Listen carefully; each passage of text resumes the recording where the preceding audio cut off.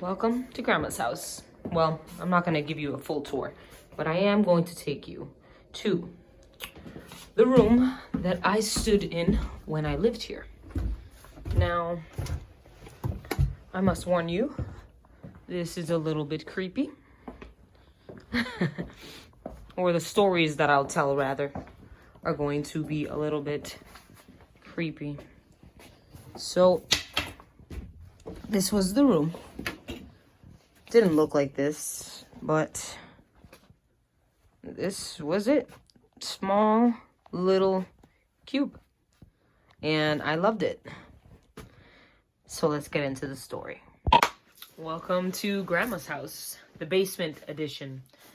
So here really is where everything started, I think. I was living with Mom before this, and my behavior really was not anything to be proud of. My track record really wasn't that great. The things I was doing, the people I was hanging out with, and, we were clashing a lot. So I came here to live in Grandma's house for a little while, which was great. There was a lot less rules, and, people weren't watching me so hard, or, Mom wasn't telling me that I could be doing better, and things like that. So I was here, and then, I started to do the same thing. By this time, I was in high school. I was already an alcoholic, drinking every day, drinking in school, drinking in softball games. It was just, crazy, really. And, of course, a lot of people would join me during this time. So, being here at Grandma's, I started to do the same thing.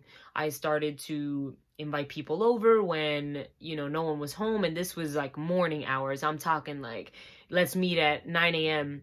right before school starts. Grandpa's gone already, Grandma's gone, and we can hang out down here, and we would drink like crazy people, dance, and, girlfriends were fighting, girlfriends, boyfriend, all types of crazy shit. I really can't even begin to tell you, but if you know, the people would join me here and know exactly where we are.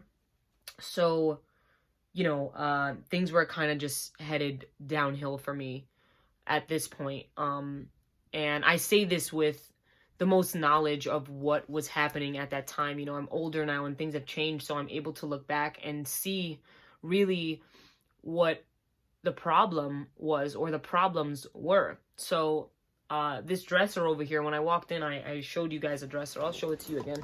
This dresser over here, right? It was facing me, so it was up against the wall behind me. And I had bottles, liquor bottles, signed by random people that I met over time, signed by friends, signed by, anybody. If I met you on the street, I was so loving, and just, I wanted to be friends with everybody. I just wanted everybody to be happy. I was living in this like fantasy world. The drinking kind of helped me make that real. So, I had all these bottles here in the room, and I would always be locked in here whenever I got here. And, the first time, what I'm about to talk about, the first time it happened to me, I had never had an encounter with a demon before, or another like entity. And they started to visit me. I was surrounded by darkness. I think, not in my family sense, but the things that I was doing, the people I was surrounded by, my choices that I was making at that time were really just dark. And, I really wasn't a believer in God either. I was born Catholic. I did my confirmation, my communion, I was baptized. And, I really didn't follow by it. So, my fear in the devil and darkness was a lot stronger than my belief in, angels and higher power, guidance, God. And so, the first time it happened, it was a young boy, a young, like, dark figure. And there's a closet that's right here. It like slides open, and it slid open, and I was laying down, and I fell into sleep paralysis. And for those of you who do not know, sleep paralysis is when your mind is awake but your body is asleep. When you feel like you can't get up. Some people call it the devil riding your back, witch riding your back, something like that. So I was stuck here in sleep paralysis. I see this little boy, and now he's a black figure. He moves the door open, and he comes over to me, and he says, "Don't worry, my father is coming for you right now." And I know in that moment, I literally was like, name of the Father, Son, Holy Spirit, God, please, please, please protect me, protect me, protect me. And, there was nothing I could do at this point. So usually my door was always locked because I was terrified of the basement, the dark, the cold, the brick walls. It was always freezing down here.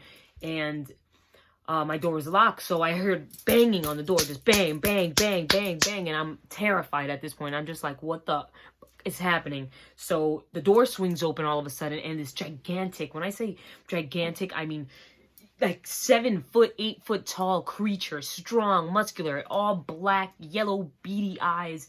And he crawls into the room and comes over to me and gets on top of me on the bed, and he screams, like roars, and my ears are just ringing. So I scream back because I'm like, I'm stronger than you, and no, like, this is not going to happen. I don't even believe in you, but, my belief, so I scream back, and then he waits, and he screams again, and this time my ears pop. The noise is so loud, just like it was so intense, so scary, and, things happened after that, and it was almost like I'll just scratch that part. So after that, I was fucking terrified of being down here. I was like, what is going on? This dark entity is like following me, and I didn't really even follow these things. I didn't believe in these things, so I really didn't understand what the hell was happening. And so I started to drink myself almost senseless before I went to bed, because that was the only way I could sleep without being up enough to experience it again, because they would visit me always. I thought I was closing my eyes, they would be there. I knew they were there. I could feel them. I could see them creeping at the edges of doors and things like that. And this time in my life was just dark. I mean, I was doing things that, I can't even begin to explain, and I didn't really understand then, what was happening. I was trickling in this cycle, but it started to get a little worse every time because I wasn't helping the situation in any way. I just continued on. I'm like, drinking is going to solve the problem, and having my friends and, and a lot of us were drinkers together. What we would do is just sulk and cry and do all of these things together, because what we do is we generate the people we follow by, or rather, what's the word that I'm looking for? Sorry, I train of thought. We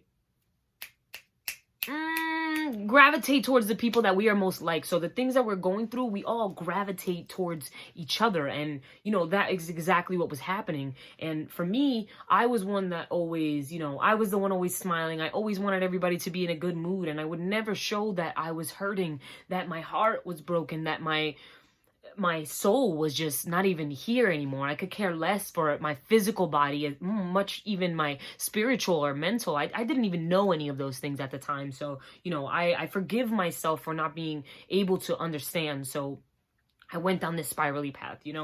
Things happen. I was raped, and this was my losing my virginity was being raped was the experience to that. And after this, even during that time, I was so scared to even go to court. I was so scared to even talk to people about it, because people probably wouldn't believe me, and I'm gay and all of this shit, and people were talking shit about me, people I thought that were my friends, and it was just an insane experience, and I didn't want anything to do with it anymore. I just wanted to forget about it. So I didn't go to court. I didn't go and talk about it. I never did any of those things, and part of me wishes I did. I did rat out that family and whatever, all those things that happened, and, that I knew about, and it is what it is. And, I don't really care to say that on camera, and a lot of people would be like, oh my God, why would you say that? But, this is just the truth. I never went and fought in court, and, I could care fucking less about who hears, what I did, because I know that those people know. You know what I'm saying? So, I'm not hiding anything, and, I share this with you guys because I know that people are still suffering from these things that they have not let go of. I heard something on this Lauryn Hill album the other day, one of her old albums, and she mentions, confession. And when you think about confession, when you're confessing to God your sins, right? The things that you've done wrong, that you need to really forgive yourself for. And now I bring this up, and not in a biblical sense, not in the sense of God or any of that, but really think about confessing to yourself. When you tell yourself the truth, when you're real with yourself and you wholeheartedly sit in a feeling and you understand what the problem is or why you're going through what you're going through, or you let that emotion fully run through you, think of it as a cleansing. You're forgiving yourself for the boundaries that you've crossed, that you never set for yourself. And it's okay to do those things. Know that when we're going through our hardest times in life, forgiving ourselves is really the thing that's going to propel us forward, because we're the only thing holding ourselves back. And I go back to me, I was the only thing holding myself back. I could have been, or I still can be now. But then I thought, I was going to be an actress. I was going to be an artist. I'm going to be a poet. I'm a creator. I'm all of these things, but I never stuck by it because I didn't believe in myself. I couldn't forgive myself for all of the darkness that I surrounded myself with and that I had fully become at that point. So here in this basement, I fought with everything I had in me. I had dreams about the world ending. I had dreams about me becoming a demon. Dreams about me being consumed by darkness, doing things that, killing and crazy, crazy things. And I am a big visualizer. My dreams are always messages.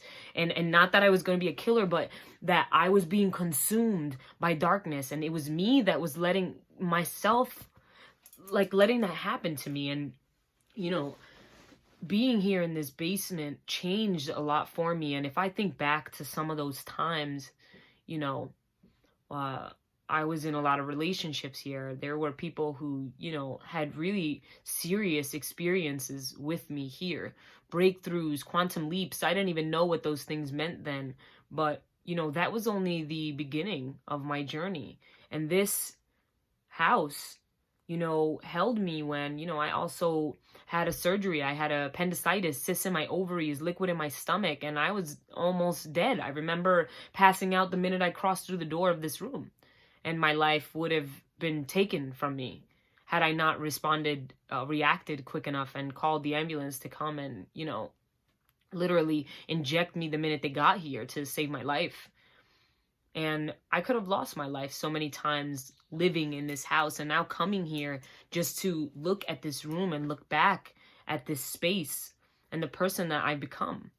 All of those things that I had to let go of. All of the memories that no longer serve me any good. Yesterday matters not anymore. And the future, is yet to come. So that also doesn't really matter. What matters is right now, in this moment, what you are doing with yourself, where you're taking yourself. Be aware to your habits. Be aware to those things that are holding you back. I had so many things holding me back when I sat on this bed years ago.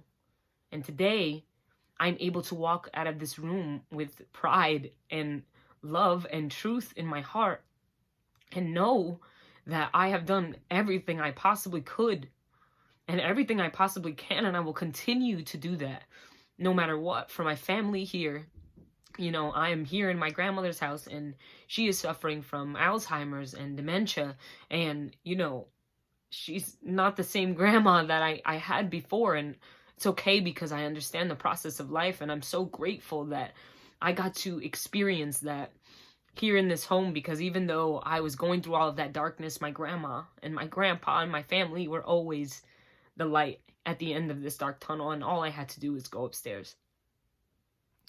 And in life, that's all we have to do. We have to leave from the bottom level, and we have to go up. Go upstairs, travel, do the things you want to do the things that you love. Get out of that box, get out of this experience, because it is not all that we are. We are so much more, and we are meant and destined for greatness.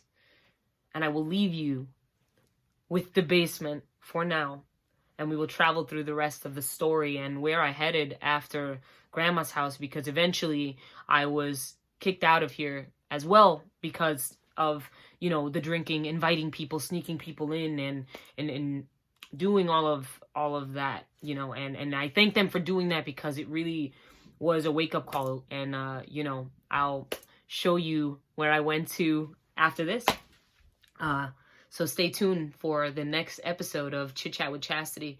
And please stay tuned for our Walk with Sam. I will have more information on that. So please, please, please stay tuned. I love you guys. I appreciate you. Thank you for always listening. Thank you for being here with me. I love you. I love you. I love you. I appreciate you. Happy Wednesday. I'll catch you next time.